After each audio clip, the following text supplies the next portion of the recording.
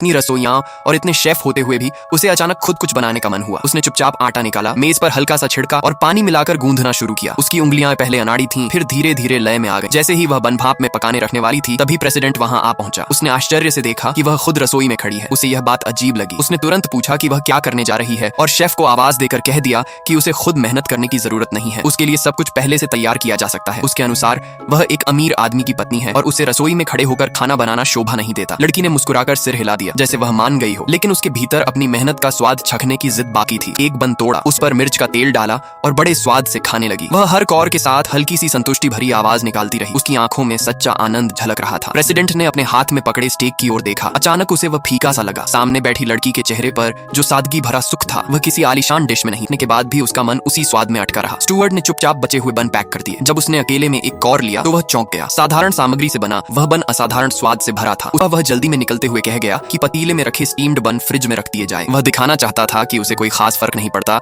लेकिन भीतर ही भीतर वह फिर वही स्वाद पाने की प्रतीक्षा कर रहा था। उधर जब लड़की ने पूछा कि पिछली रात बनाए बन कहाँ गए, तो उसे बताया गया कि वे एक कुत्ते को खिला दिए गए। वह क्षण भर के लिए चौंकी, फिर हल्के व्यंग्य के साथ मुस्कुरा दी। उसने कहा कि अगर सच में कोई आवारा कुत्ता है तो अगली बार वह भी साथ चलेगी। उसकी आंखों की चमक बता रही थी कि वह सच्चाई समझ चुकी है। उस दिन उन्हें सुपरिवार के पुराने घर जाना था। बाहर से सब कुछ पहले जैसा था, प्रतिष्ठा, नियम और दिखावा, लेकिन भीतर ही भीतर कुछ बदल चुका था। एक साधारण बन ने अमीरी और सादगी के बीच की दूरी को थोड़ा कम कर दिया था।